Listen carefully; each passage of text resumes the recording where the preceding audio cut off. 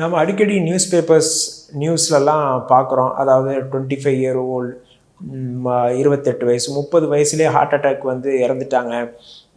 Cricket விளையாடிட்டு இருந்தாங்க, திடீர்னு அப்படியே கீழே விழுந்து இறந்துட்டாங்க. காலையில் வாக்கிங் போயிட்டு இருந்தாங்க, அப்படியே கீழே விழுந்து இறந்துட்டாங்க. ஜிம்மில் ஒர்க் அவுட் பண்ணிட்டு இருந்தாங்க, இறந்துட்டாங்க. இந்த மாதிரி நியூஸ் எல்லாம் நம்ம இப்போ ஃப்ரீக்வெண்ட்டாக கேட்டுட்ருக்கோம்.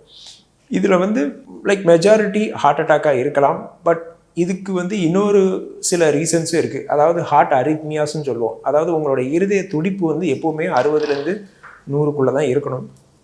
யங்ஸ்டர்ஸ்க்கு கொஞ்சம் 100க்கு மேலே போகலாம், அது அக்செப்டபிள் தான். பட் ஒரு சில பேருக்கு பை பர்த்தாகவே உங்கள் ஹார்ட்டில் இந்த அரித்மியாஸ் ப்ராப்ளம் இருக்கும். அரித்மியாஸ்ன்றது ஹார்ட் பீட் வந்து ரொம்ப ஜாஸ்தியாகிறதோ இல்லை ரொம்ப கம்மியாகிறதோ தான் நாங்கள் அரித்மியாஸ்ன்னு சொல்லுவோம்.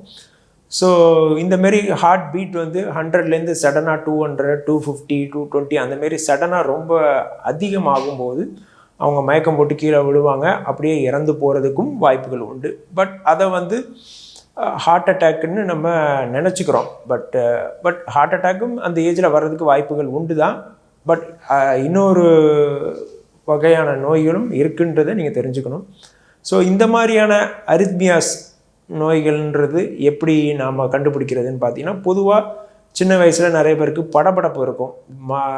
இருதயம் வேகமாக துடிக்கிறத நம்ம கண் கூட பார்க்குற மாதிரி இருக்கும். நார்மலாக உட்காந்து பேசிகிட்டு இருக்கும்போதே லைட்டாக தலை சுற்றுற மாதிரி இருக்கும்.